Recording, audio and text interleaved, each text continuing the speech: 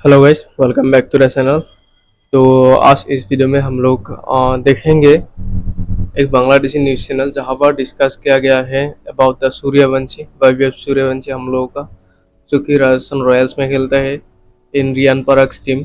तो मेरे ख्याल से बांग्लादेशी लोग भी आईपीएल देखते हैं, बट कुछ दिनों पहले वहाँ से एक न्यूज़ आया था कि वो लोग जो आईपीएल होता है उसको बैन कर दिया एंड देखने से भी कोई मतलब फतवा वगैरह जारी कर देंगे, ऐसा कुछ मुझे न्यूज़ आया था।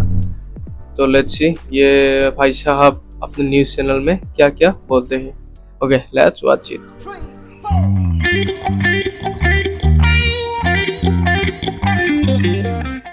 আসসালামু আলাইকুম।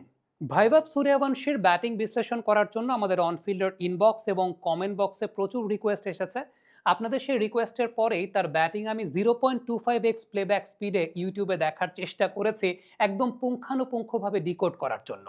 সত্যি কথা বলতে তার ব্যাটিং বৈশিষ্ট্যের ব্যাপারে আলোচনা করতে গিয়ে সাবেক ভারতীয় ব্যাটিং কোচ বিক্রম রাঠোর, সাবেক ভারতীয় ক্রিকেটার আম্বাতি রাইডু এবং ভাইভাব সূর্যবংশীর ছোটবেলার কোচ মনীষ ওঝা একটা কমন বিষয়ে কথা বলেছেন, সেটা হচ্ছে তার ব্যাটের ডাউন সুইং এর জায়গাটা।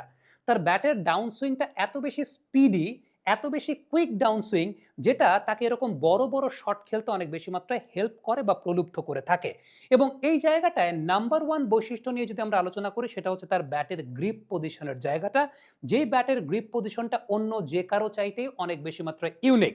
সাবেক ভারতীয় ক্রিকেটার অভিনব মুকুন্দ এই পুরো ব্যাপারটাকে একটা ডিকোড করে দেখিয়েছেন। সেটা হচ্ছে, নর্মালি একজন ব্যাটসম্যান যখন ব্যাট ধরে, তার ব্যাট ধরার গ্রিপ পজিশনটা এরকম একটা ভি শেপে থাকে। একটা ভি শেপে একজন ব্যাটসম্যান ব্যাটটাকে ধরে থাকে।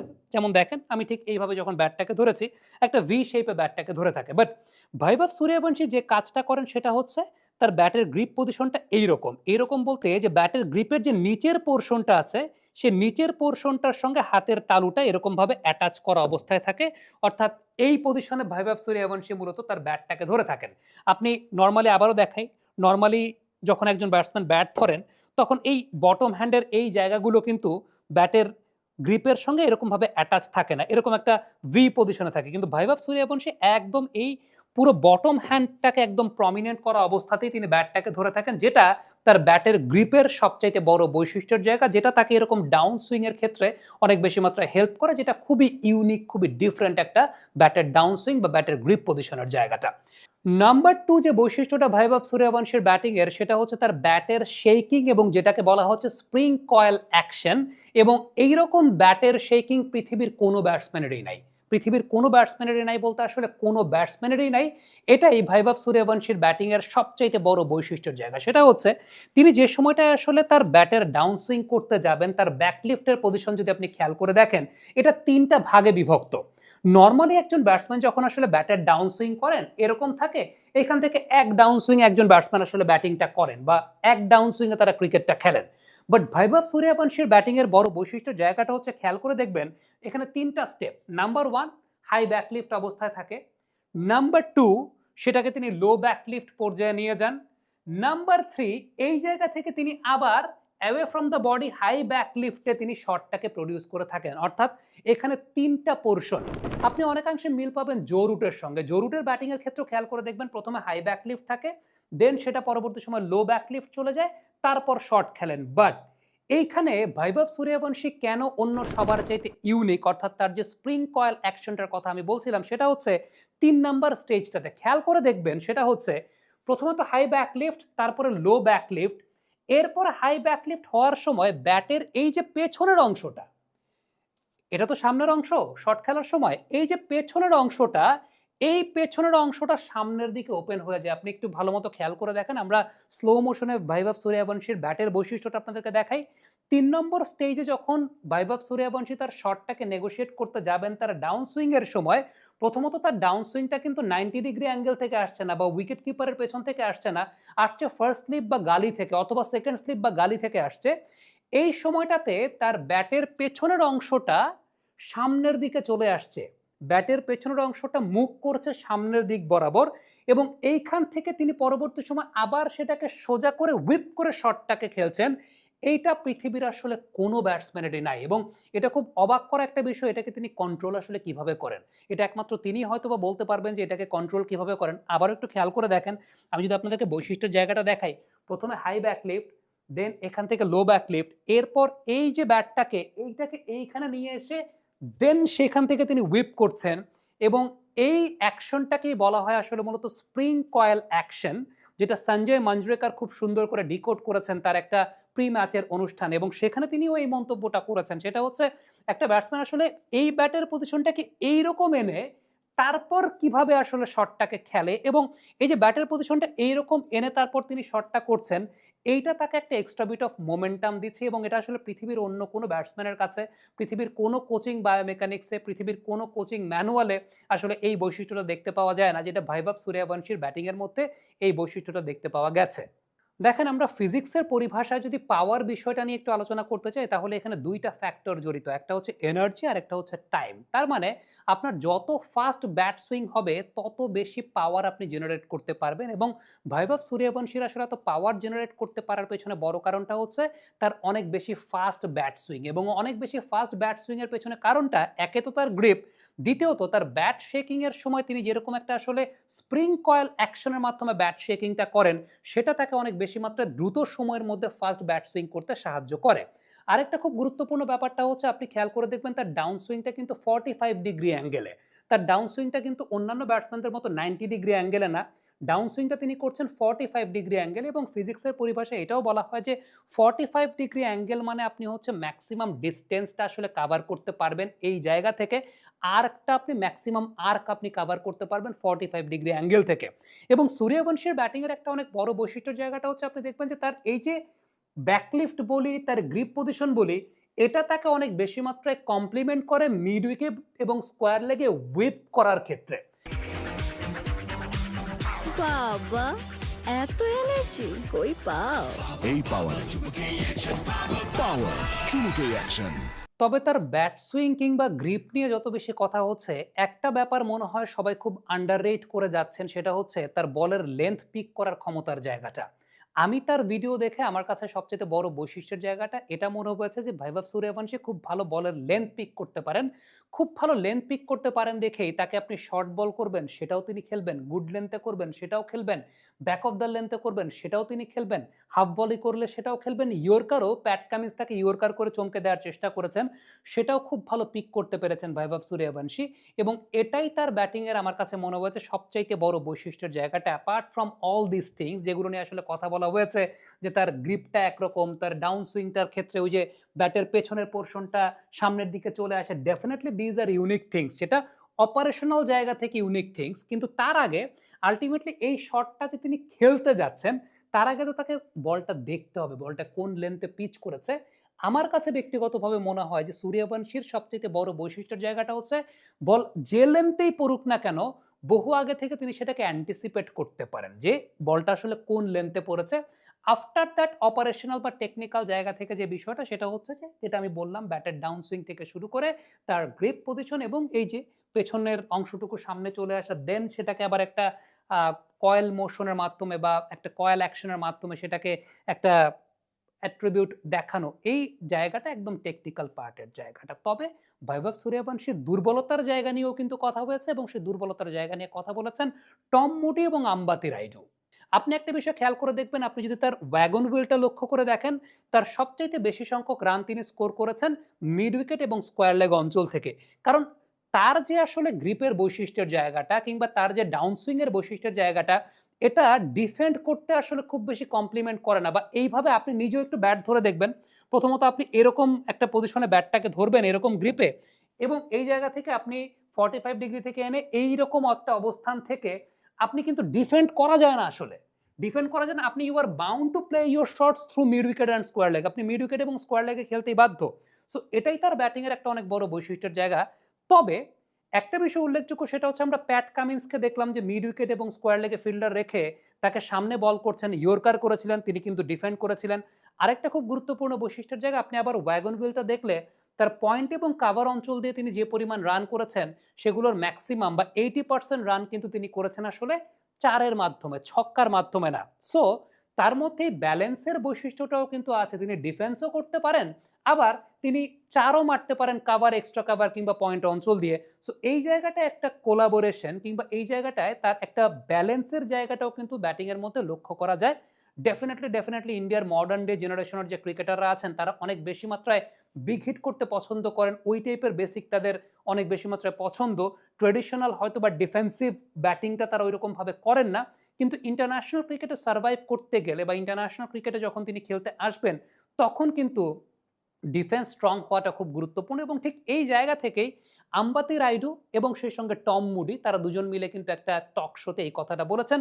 বিশেষ করে টম মুডি যে কথাটা বলেছেন, তিনি যেহেতু এই মুহূর্তে লখনৌ সুপার জায়ান্টসের হেড হিসাবে আছেন, লখনৌ সুপার জায়ান্টসের সঙ্গে প্রথম যে ম্যাচটা রাজস্থান রয়্যালস খেলেছিল সেই ম্যাচটা তিনি ৮ রানে আউট হয়ে গিয়েছিলেন বৈভব সূর্যবংশী। টম মুডি এই কথাটাই বলেছেন যে সমস্ত উইকেটে বল মুভ করে, ওইদিন বল মুভ করছিল, উইকেটে এক্সট্রা বাউন্স ছিল, বল মুভ করছিল বেশ ভালো। যে সমস্ত উইকেটে বল মুভ করে বা যে সমস্ত বোলার বল মুভ করাতে পারেন তাদের এগেইনস্টে বৈভব সূর্যবংশীর এখনো পরীক্ষা দেওয়া বাকি আছে। ডেফিনেটলি আইপিএল অনেক বেশি মাত্রায় batting friendly condition. Tom moody একটা কথা বলেছেন যে I am not taking his credits away, আমি তার ক্রেডিটগুলোকে ছিনিয়ে নিচ্ছি না, বাট তার ব্যাটিংয়ের মধ্যে এখনো কিন্তু মুভমেন্টের এগেইনস্টে শেকিনেসের ব্যাপার আছে, কারণ তার ব্যাটিংটা অনেক বেশি মাত্রায় dependent whipping towards mid wicket and square leg, অর্থাৎ অনেক বেশি মাত্রায় উইপ বা এই টাইপের শর্ট খেলার দিকে অনেক বেশি মাত্রায় তার ব্যাটিংটা ডিপেন্ডেন্ট। সো যখনই বল মুভ করবে, যখনই বল সুইং করবে, কাগিসো রাবাদার এগেইনস্টে খুব রিসেন্ট টাইমসে তাকে দেখা গেছে যে ওই মুভমেন্টের বলগুলোর এগেইনস্টে তিনি স্ট্রাগল করছেন। এবং ইন্টারন্যাশনাল ক্রিকেটে কিন্তু আইপিএল এর মতো এরকম এক সুতাও বল ঘুরবে না এই টাইপের উইকেটে আসলে ওইরকম ভাবে খেলা হয় না। ইন্টারন্যাশনাল ক্রিকেটে চ্যালেঞ্জটা ওই জায়গাটায় যে সিম মুভমেন্ট থাকবে, সুইং মুভমেন্ট থাকবে, স্পিনাররাও টার্ন পাবেন। সো তখন তার ব্যাটিং এর আসল বৈশিষ্ট্যের জায়গাটা বা আসল চ্যালেঞ্জের জায়গাটা কিন্তু তখন বোঝা যাবে। এই ব্যাপারটা টম মুডি বলেছেন। এবং দীপক চাহারের এগেইনস্টে বৈভব সূর্যবংশী ব্যাক টু ব্যাক ২টা ম্যাচে আউট হয়েছেন এবং কিভাবে আউট হয়েছেন সেটাও যদি আমরা লক্ষ্য করে দেখি যে প্রথম ম্যাচে তার জন্য কিন্তু পয়েন্ট কাভার ওই অঞ্চলে প্যাকড ফিল্ড সেটআপ ছিল, অফ স্ট্যাম্পের বাইরে তাকে বল করা হয়েছে, বলে মুভমেন্ট ছিল, দীপক চাহার এমনিও মুভমেন্ট জেনারেট করতে পারেন, বৈভব সূর্যবংশী কিন্তু ওই জায়গাটা ধরা খেয়েছেন। দ্বিতীয় ম্যাচে ওইখানেই ফিল্ড সেটআপ করে আবারও অফ স্ট্যাম্পের বাইরে বল করা হয়েছে, এদিন তিনি একটু সরে এসে লেগ সাইডে হুইপ করতে গেছেন, মুভমেন্টের এগেইনস্টে খেলতে গিয়ে টপ এজ হয়ে উপরে পরবর্তী সময় তিনি ক্যাচ হয়েছেন। সো দুর্বলতার জায়গা নিয়ে টম মুডি এবং আম্বাতি রাইডু তারা খুব সুন্দর করে ডিকোড করেছেন, সেই জায়গাটা আপনাদের সামনে তুলে ধরার চেষ্টা করলাম এবং দীপক চাহার তাকে আসলে কোন ট্র্যাপে আউট করেছেন সেই ব্যাপারটা নিয়েও কথা বললাম। তবে তার ব্যাটিং এর যে ইউনিক বৈশিষ্ট্যের জায়গাটা, যেটা সত্যি কথা বলতে পৃথিবীতে আর কেউ করে না, সেটা হচ্ছে ওই যে তার ব্যাট সুইং এর সময়, ব্যাটের ডাউন সুইং এর সময় ব্যাটের এই পোরশনটাকে সামনের দিকে এনে তারপর যেভাবে তিনি শট খেলেন, এতে he is bound to play his shots. তিনি আসলে তার শটই খেলবেন, ডিফেন্স আসলে তিনি খুব বেশি একটা করবেন না। তবে ইন্টারন্যাশনাল ক্রিকেটের টপ লেভেলের ক্রিকেটে যখন ডিফেন্স ইজ ভেরি নেসেসারি, ওই সময়টা আসলে তিনি কিভাবে সার্ভাইভ করবেন সেটা একটা অনেক বড় বৈশিষ্ট্যের জায়গা বা অনেক বড় প্রশ্নের জায়গা। রাইডু একটা কথা বলেছেন, ইন্ডিয়াকে কিন্তু ওয়ার্ল্ড কাপ চ্যাম্পিয়ন হওয়ার জন্য সঞ্জু স্যামসনের উপর ডিপেন্ড করতে হয়েছে। হ্যাঁ, অভিষেক শর্মার মতো প্লেয়াররা আছেন যারা ইম্প্যাক্ট জেনারেট করতে পারেন, বাট আপনি যখন অনেক বেশি মাত্রায় লং টুর্নামেন্ট খেলছেন, অনেক ঝানু পারফর্মারদের এগেইনস্টে খেলছেন, উইকেটের নেচার এক এক দিন এক এক রকম হবে, সেরকম কন্ডিশনে খেলছেন, তখন কিন্তু Sanju Samson kind of players, Virat Kohli kind of players, Rohit Sharma kind of players, যাদের ডিফেন্সটা অনেক স্ট্রং, যাদের বেসিকের জায়গাটাতে তারা অ্যাটাকিং ক্রিকেট খেলার সঙ্গে সঙ্গেও তাদের গোড়া বা শক্ত বেসটা ডিফেন্সের মাধ্যমে হয়েছে, এই টাইপের ব্যাটসম্যানদের সার্ভাইভাল রেশিওটা অনেক বেশি, সেই ব্যাপারটা নিয়েও কথা বলা হয়েছে। সেটা ইন্টারন্যাশনাল ক্রিকেটে গেলে পরে, নট ইন আইপিএল, ইন্টারন্যাশনাল ক্রিকেটে গেলে পরে অনেক বেশি মাত্রায় বোঝা যাবে। টম মুডি এবং আম্বাতি রাইডু এই পার্টিকুলার ব্যাপারটা নিয়ে তারা কথা বলেছেন। দর্শক, চেষ্টা করেছি এই ভিডিওতে অনেক কিছু কোলাপ করে নিজে 0.25 ओके ओके दोस्तों, तो ये वीडियो ख़त्म हो गया। इस मतलब जर्नलिस्ट ने बहुत अच्छी तरह से समझाया कि कैसे वैभव सूर्यवंशी का वीक एंड स्ट्रॉन्ग पॉइंट क्या क्या होता है एंड कैसे वैभव सूर्यवंशी को इम्प्रूव करना चाहिए इन अपकमिंग डेज। क्योंकि यार देखो, सभी लोगों को पता है कि इन इंटरनेशनल क्रिकेट आईपीएल की तरह नहीं होता। वहाँ पर मतलब कौन कौन से देश से प्लेयर आएंगे, कैसे कैसे बॉल करेंगे, स्पिनर भी फास्ट बॉलिंग करने लग देते हैं भाई। 6 बॉल 6 वेरिएशन से आता है in international cricket, but in IPL जो कोई मान लो कोई लड़का यॉर्कर मारता है वो बस यॉर्कर ही मारता है, एंड कोई लड़का मान लो स्पिन करता है तो वो बस स्पिन ही करता है। लेकिन आप लोग अगर आईसीसी वर्ल्ड कप देखोगे तो आपको पता लगेगा कि एक बंदे के पास बहुत सारा वेरिएशन होता है, तो उसमें वैभव सूर्यवंशी को कम करना चाहिए। एंड इसने ये भी बोला कि कोई क्रेडिट वगैरह वैभव सूर्यवंशी से छीनने की ज़रूरत नहीं है, बट उसको इम्प्रूव करना चाहिए, क्योंकि यार देखो इंटरनेशनल क्रिकेट में आपको डिफेंड करना भी आना चाहिए होगा, क्योंकि यार अटैकिंग माइंडसेट से वहाँ पर काम नहीं होगा। एंड मान लो अगर आप आउट हो गए तो बाकी टीममेट्स क्या करेंगे, क्योंकि सभी तो टीममेट्स आपका टीम आपके ऊपर ही डिपेंड करता है। इन मान लो इन राजस्थान रॉयल्स ऑल्सो, क्योंकि यार रियान पराग भी हम लोग जानते हैं कैसा बैटिंग करता है। भले ही वो आसाम से है, लेकिन मैं उसकी तारीफ नहीं करूँगा, जो जैसा है वैसे ही कहूँगा ऑब्वियसली। एंड वैभव सूर्यवंशी उसके ऊपर ही टीम पूरा डिपेंडेंट था। उन लोगों के पास कोई अच्छा बैट्समैन नहीं है as compare to Vaibhav Suryavanshi, तो उन लोगों के ऊपर ही आईपीएल में आरआर सेमीफाइनल तक पहुंचा है। अगर वैभव नहीं होता तो मैं नहीं मानता कि राजस्थान रॉयल्स सेमीफाइनल तक आ जाता। तो यही है, हम देखते हैं वैभव सूर्यवंशी आगे आने वाले दिनों में कैसे परफॉर्म करते हैं, क्योंकि यार इंटरनेशनल क्रिकेट बहुत मुश्किल होता है। वहाँ पर खासकर Australian and England and New Zealand, इन तीनों देश बहुत अच्छी तरह से खेलते हैं। और आगे आने वाले दिनों में यूएसए भी अच्छी टक्कर दे रहा है इंडिया को, पाकिस्तान को भी हराया उन लोगों ने इन आईसीसी वर्ल्ड कप। तो इट्स रियली सरप्राइजिंग, क्योंकि यार अटैक के साथ साथ आप लोग डिफेंस भी करना आना चाहिए in international cricket. For example Virat Kohli हो गया, रोहित शर्मा हो गया, इन्होंने ये बताया, विराट कोहली, रोहित शर्मा, एंड देन हो गया ये संजू सैमसन, ये सब लोग क्या है, ये अटैकिंग क्रिकेट भी खेलते हैं एंड डिफेंस भी करते हैं। तो ये दोनों चीज़ें अच्छी तरह से आना चाहिए। एंड वैभव का एक मतलब प्लेइंग स्टाइल ऐसा है कि वो डिफेंड नहीं कर सकता बॉलों को, वो लगाएगा सकता है या फिर फोर लगाएगा। तो ऐसा बात है कि उसको बस अटैकिंग खेलना ही आता है। तो लेट्स सी कैसा खेलता है ये आने वाले दिनों में। तो दोस्तों आज के लिए वीडियो इतना ही, एंड देखते रहिए मेरा चैनल। एंड अगर कोई दूसरे वीडियो पे रिएक्ट करना है रिलेटेड टू बांग्लादेश तो प्लीज़ नीचे कमेंट डाउन कीजिएगा, मैं उस वीडियो पे रिएक्ट करूँगा। तो thank you for watching, have a nice day and bye bye.